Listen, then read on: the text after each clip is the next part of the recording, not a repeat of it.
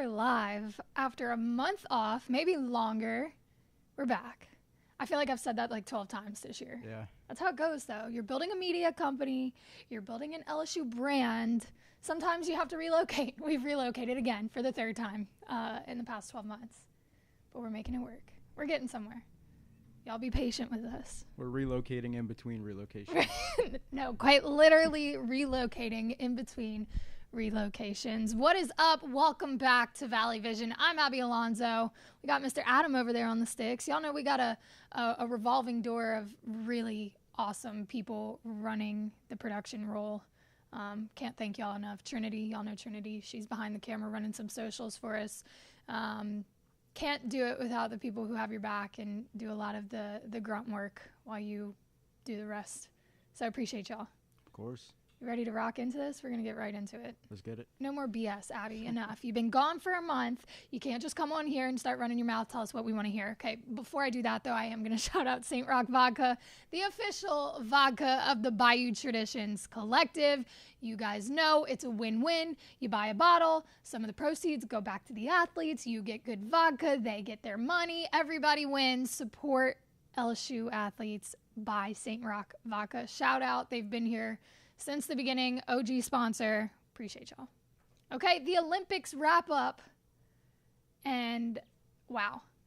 I love the Olympics. I don't think I've ever paid attention to them as much as I did this year. And that's probably because there were 31, you heard me correctly, 31 LSU Tigers in Paris this year. 31. It's insane. Every school from the SEC had at least one, which is wild. Just means more, right? That was so corny. I can't believe I did that. But yeah, 31 athletes. Some of them had incredible runs. They really all put up a hell of a fight. You got 3 of them that came out with gold. Mondo Duplantis, who represented Sweden. You guys know what he did here at LSU. He broke his own record. He now holds the world record for men's pole vault again. And the 2nd, 3rd, 4th, 5th, 6th, 7th, 8th, and 9th as well.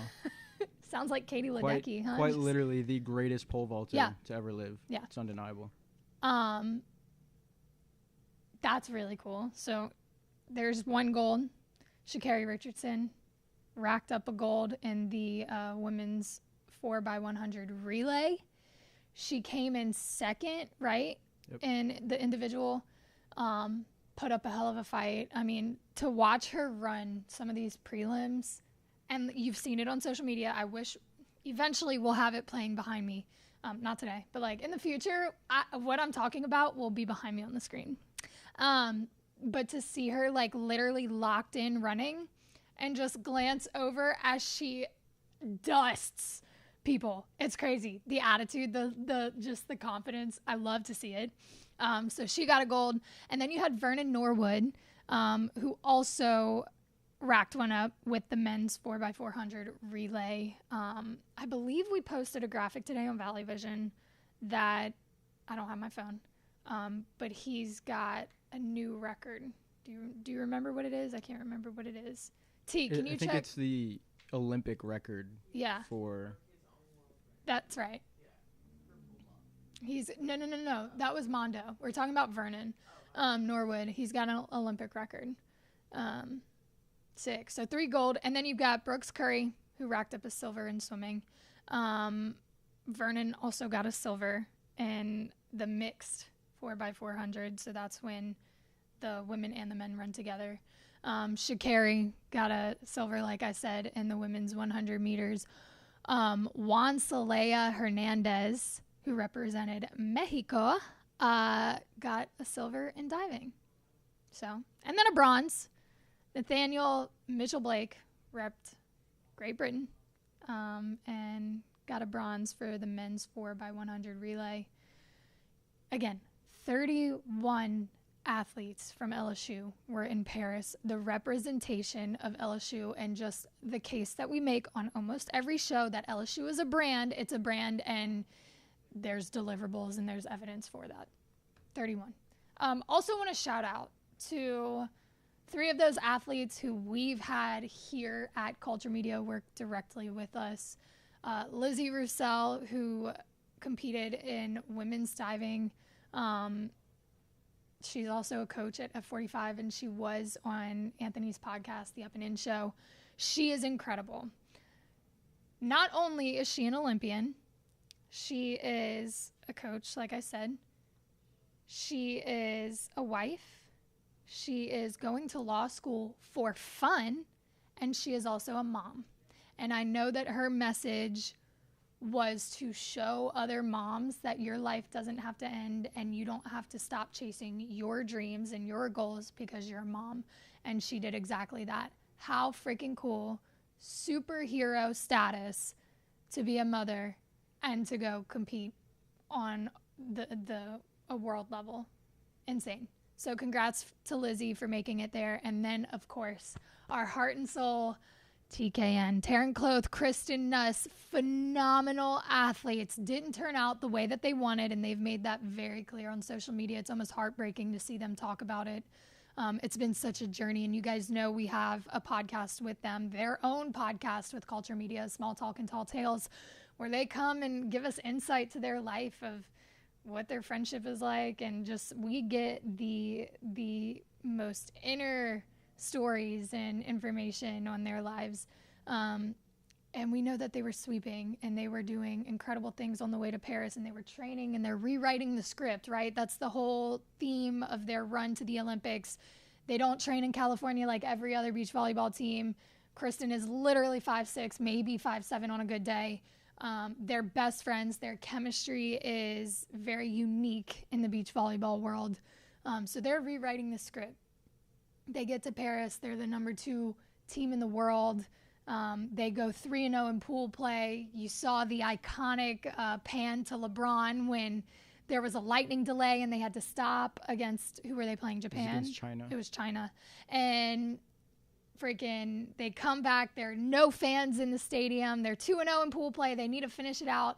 And you see LeBron with his family cheering on the girls, and Taryn had a moment. She posted about it. Taryn had a moment with him after, just, you know, that camaraderie of being on the same Team USA. And to see these girls that we host every other week, so down to earth, LSU, you know, right in our backyard, connect with LeBron James in Paris at the Olympics. Well, that moment happened on TV, and I was like, holy, Anthony, rewind it. And we videoed it and like put it on Twitter. Excuse me. Insane to see that happen for them. Now, like I said, it did not go the way that they wanted. They kind of, and I'll be really, really frank. You come in the number 2 spot in the Olympics. You sweep your pool. You're going and you're immediately in the quarters. They happen to be matched up, y'all, with a team that they were 5-1 against, but a team that gives them hell every time they play. A very, very good team. Canada, they won silver, yes. So they came in second. That matchup should not have happened.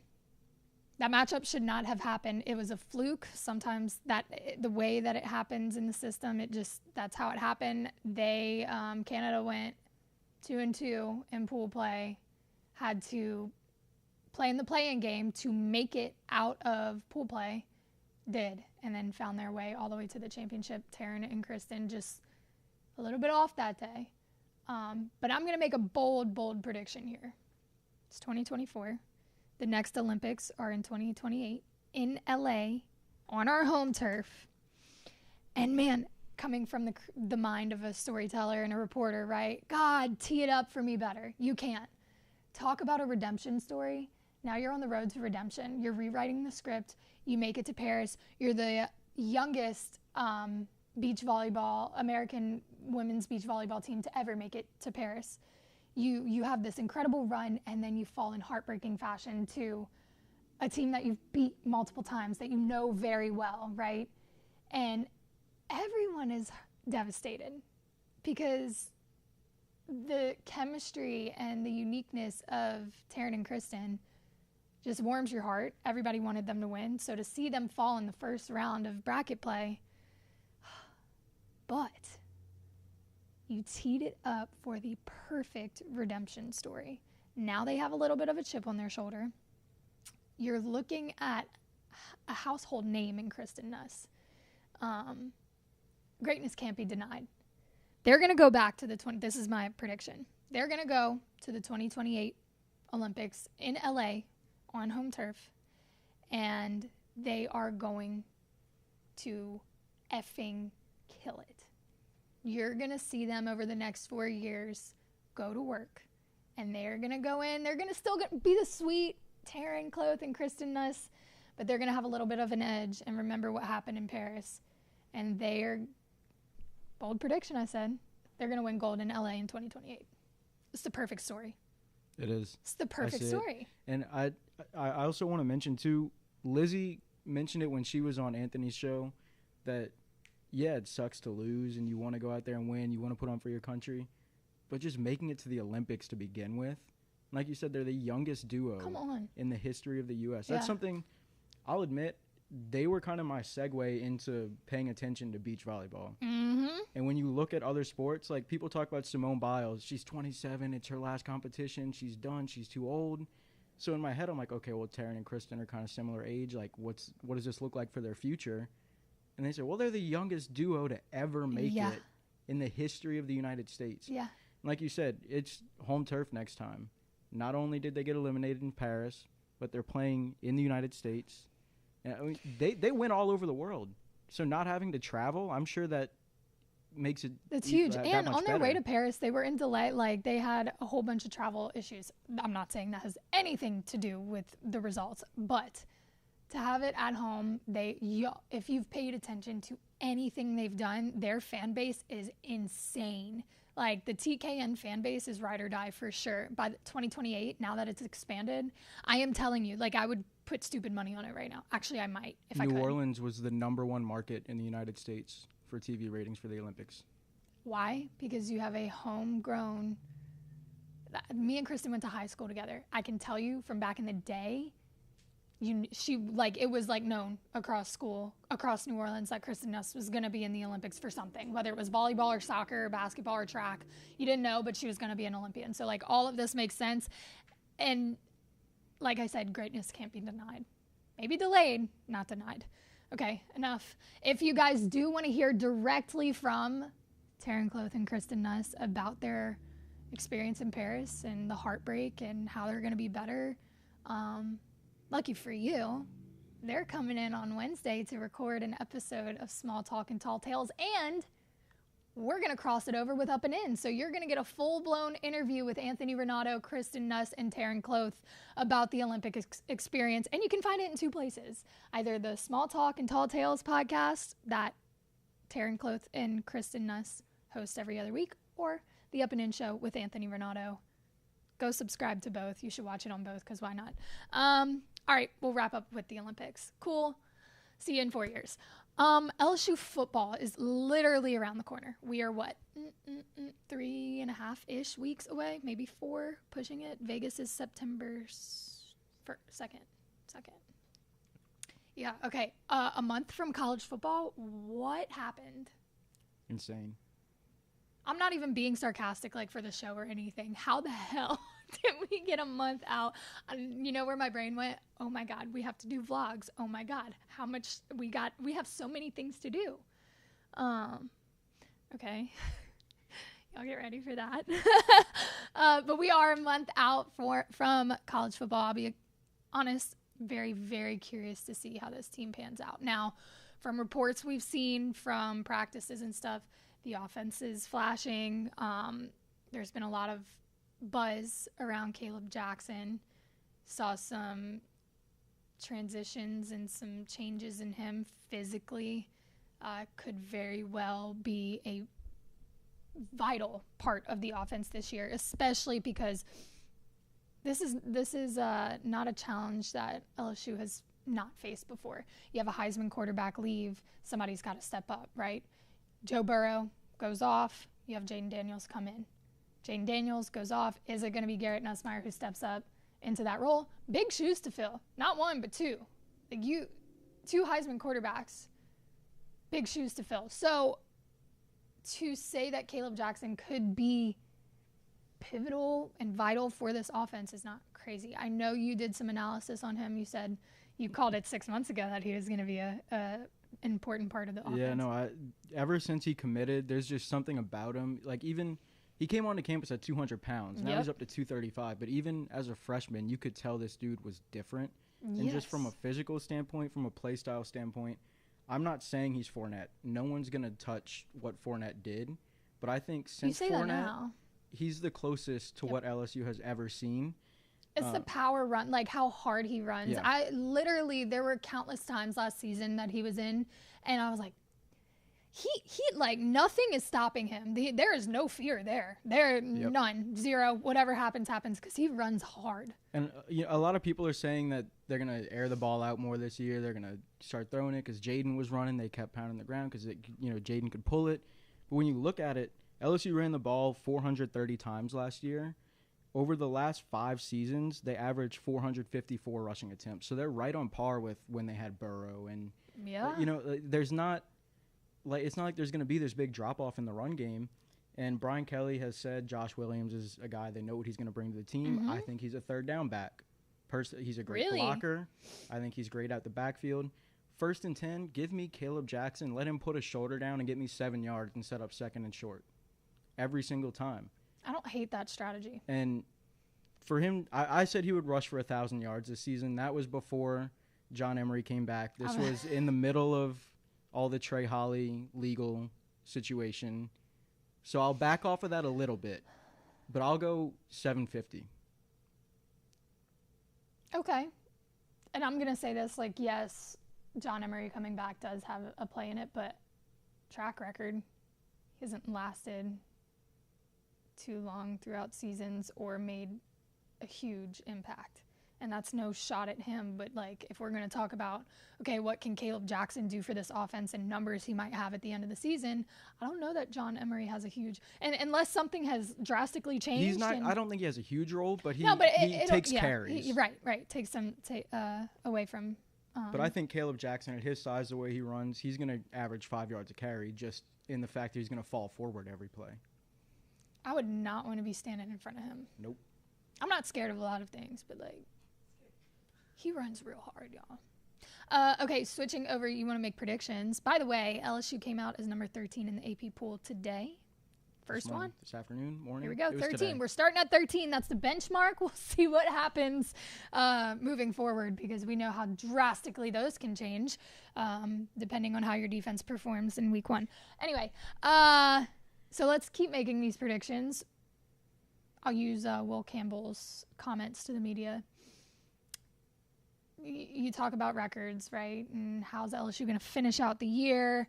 Will Campbell straight up said, 10 wins is cool. In other places, here, it gets people replaced. If that ain't the truth, though. Hearing that from a player, though, tells me that they're aware of that. So the bar is set high. The standard is high. I think we've seen videos of Nussmeier really stepping into a leadership role and making it known, hey, it's a privilege to be here. Be grateful and put in your work or get the hell out the way and let somebody else do it. He said that. That's been his message. He's stepping up. But to hear a guy like Will Campbell, who is a very clear leader on the team, an important part of the team, say, like, yeah, 10 is cool. More. It's not cool here. Like, there's higher standards. Higher standards, bar is higher.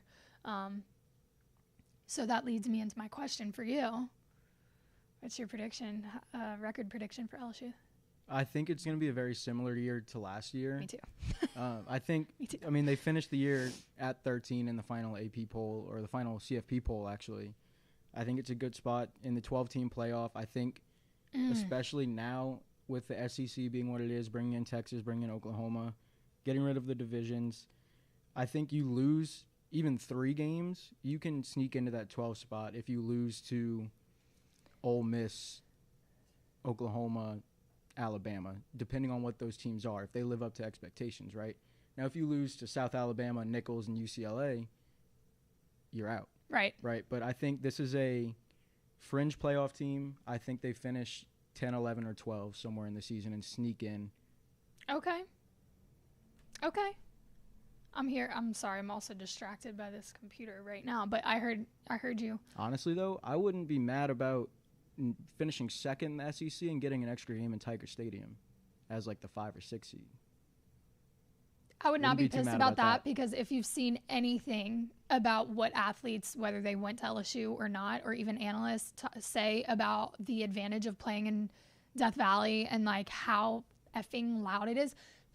Going back to the Olympics, Mondo, in one of his freaking interviews after he won, literally said it was so loud, it was like Tiger Stadium.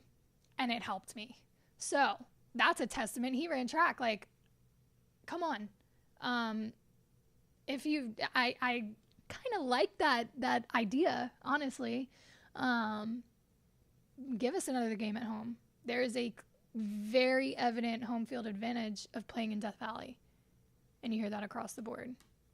I mean, we've caused earthquakes. Come on. Yeah, I don't hate that. I'm pausing you here, though, because we have a lot more shows to preview the football season. I want to get to some actually NFL SU storylines. Jayden Daniels is the key. Is he the key to the Washington Commanders' success? Commanders Twitter is very happy over the last couple of days. Did we call that, though? Yes. We straight up called that. Look, he was going to go there, and he was going to be a part of the rebrand, rebuild, whatever you want to call it, that's happening over in Washington. But came out and made a case for himself.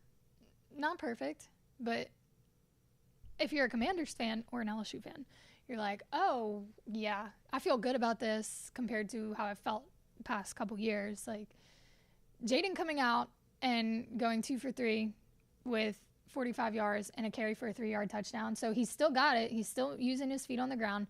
And that versatility, I think, is going to be big for Washington this season. Thoughts on his performance? Yeah, I mean, the biggest takeaway for me is, one, like you said, it's not perfect. He missed a screen pass right over Austin Eckler's head. But the most telling thing for me in that game is that they haven't officially named him the starter, but he got 1 series. And then it was Marcus Mariota and Jeff Driscoll. So, and if you're asking me, not starting him, why is he playing 1 drive? Well, I think they would be really silly not to start him. Okay, you have vets. I'm not high on Marcus Mariota. I will go to bat and go to war for Jayden Daniels in that matchup. I think his ceiling is high. We know how hard he works. We know what he did. You want to talk about pressure? Coming in behind Joe Burrow and doing what you do and winning a Heisman, like, that's who I want leading my team. And I think Washington knows that because it's not just his ability on the field. Yes, like you said, missed a screen pass, wasn't perfect. His ceiling is high. He's willing to put in the work, and he's a good teammate. That's a franchise quarterback that you want to build around. So yes, to your point, if you're not starting him, you're probably not going to give him just 1 series. Jayden Daniels is starter in week 1 for the Washington Commanders? Sign me up. Sign me up. Look, all I'm going to say is Jayden Daniels has a 66% career completion percentage. He scored a touchdown on every single one of his possessions in the NFL. I mean, he's got a nice little stat line going. I'll be honest. Did you hear a lot of doubts when Washington drafted Jayden? Like, I didn't. Maybe it's because I'm on LSU Twitter and, like, I'm in the biased community. But I didn't see a lot of, like, this was a bad idea. He's not going to be a right fit. If you look at the Commanders' quarterback history, though, doesn't really work out in their favor. So hopefully Jayden's the one to break that trend. But I feel like he's got a lot of support around. I haven't seen much. That's what I'm saying, around the NFL. I mean, Sauce Gardner, they practiced with the Jets before the game. Sauce Gardner said in his press conference, like, I told him he's going to be good. He's going to be a special player in this league. So he's getting respect already in the league. I'm really excited to see the kind of year he has. Like, I really am. I think he could have a little bit of a CJ Stroud effect where CJ kind of popped up of like, oh shit, we should take you serious. The Texans, we could talk NFL for a minute, but like, you're going to be a problem this year, I'm telling you. Anyway, but I think Jayden could have that same effect, you know, make a case for yourself for being a good quarterback in the league in your rookie year. Let them build around you. Become a franchise quarterback. I think Jayden checks all those boxes. He's got it. He's got it all. Again, first year, there's going to be adjustments. There's going to be growth that happens. He's got things to work on. I'm not saying, yes, kiss the ground, Jayden Daniels walks on, he's going to fix everything. That's not what I'm saying. But I think he's the type of player that you do build around, and he does become that kind of guy. Speaking of the NFL season, woo! I know, are you a college or NFL guy? Since I've been in college, I'm starting to get more into the college game, but growing up, I was always super NFL. Yeah. But I think that's they're about even right now. It's a New Orleans thing, for sure. Yeah. I bounce back and forth depending on the day, to be honest with you, depending on what's going on. Not like bandwagon, just like I'm way more like interested in what's going on with LSU. I'm still hyper focused on preseason football. Like I'd follow up with Saints training camp every day. I'm reading all the articles, watching the one-on-ones. Like I'm into the NFL still, but good college matchup it's something that you can't really replicate anywhere with the atmosphere, the bands. Oh, yeah. I think that's the environment. But New Orleans is also just different with the culture down there. Anyway, we'll round out with some NFLSU, a story, a really cool story. Before I do that, it is about Malik Nabers' story. So just to give you a little bit of a context or catch up on what's going on with Malik in New York, he's got a little bit of a minor ankle sprain. I don't think there's not too much information on it. He tweaked his ankle. It was pretty minor. Yeah. He doesn't need the preseason. I was gonna say he's fine. It was just to give you all context, so you can't say I didn't tell you. He does have a little ankle sprain, but he sat down with Kay Adams. I love Kay Adams. She has a show called Up and Adams. She is so cool and fun, and she tends to pull out stories like this out of the players and like personality out of the players. Well, Malik sat down with her and told the story that when he was 12. Said 11 or 12, somewhere in that range. He DM'd OBJ, and he asked for gloves from Odell because his hands were too big for the kids' size gloves, which is precious. At 11 or 12, you're just shooting a DM to one of your favorite college athletes. I know he was sitting on his phone, too, like, oh, he's going to love this. Yeah. I don't think he ever responded. Odell may never have seen it, but full circle, you want to ask people why they go into sports and like the moments and the memories.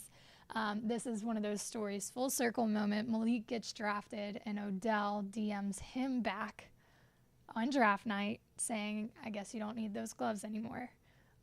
So really cool to see the LSU bond come full circle. Malik to look up to Odell, so much so to ask him for a pair of gloves. Like most kids shoot DMs to their favorite celebrities and athletes, right? But years later, as Malik has figured out his pathway and has made himself a name in the NFL, moving on to see one of his, I guess, idols turn around and just kind of give that validation of like, hey, I see you, bro. Like, it's really cool. So that's your Tiger Tea for today. I feel like we've been going for a little minute. Quick question on Malik before we get out. How do you feel about number 9? Because I don't really like it. Why? I don't know. It's so crazy when you think about numbers. Like, I feel like numbers have a feel. Does that make sense? Like, okay, this spacey. Okay. I feel like some numbers have like personalities. Is that weird? Or like, do people understand? Like, you know, colors have like mood. Yeah. I feel like numbers have personalities. I might be on an island here, and that's okay. But why don't you like 9? I don't know. I can't tell you why. Like, on some people it looks good. Like, obviously growing up in New Orleans, Drew Brees is everything. I feel like it's an unpopular opinion that I like the number 19 on football jerseys. Ooh. But it's a top-heavy number. Like, I feel like 6 would look better to wear a single digit for a receiver than 9. I agree with you. I don't know why. I cannot back up that statement. I can't back up why I agree with you, but I do agree with you. Maybe it's because, like, subconsciously we've seen 9 on a quarterback. That might be it, honestly. And it fits better on that quarterback. Chris Hilton switched to 3. Yeah. Okay. I don't like either because it's like 3's usually a running back, in my opinion. Yeah, I feel like there are just certain numbers that go with positions. There literally are certain numbers that go with positions. Like if you were a position, you have to wear a certain number. But I mean, like personality wise, like I don't know why I agree with you, but I do. Question that we'll clip and we'll put on social media. Malik Nabers now wears number 9 for the Giants, and Adam and I don't know how we feel about it. There are certain numbers that work with position players, and there are certain numbers that just don't feel right. I told him maybe it's because subconsciously we've watched a quarterback wear number 9 our entire lives, being Saints fans and Drew Brees fans, and that's why it doesn't look right. But Malik going from 8 to 9, it's a huge shift. So if you're scrolling past this on social media, weigh in the comments section. Does a player's number, like, is there a feel for it? And do we like Malik with a number 9 jersey on? Okay. I just had to do a little clip for social media. Okay, that's our question of the week. Did we just make a segment? We did. Live on air. Okay, good? Are we good? Can we wrap up? We got a long week ahead. Still trying to feel out this new place. But we do appreciate y'all for sticking around when we go off the grid sometimes. There are a lot of moving pieces on our end, but we're figuring it out. We couldn't do it without St. Rock, couldn't do it without my team, couldn't do it without you guys. So we will be back. We're working on some interviews, some Journey Robinson LSU volleyball interviews coming your way. Still trying to schedule them, but we will be back next Monday at 5 here. We appreciate y'all, and we will see y'all so soon.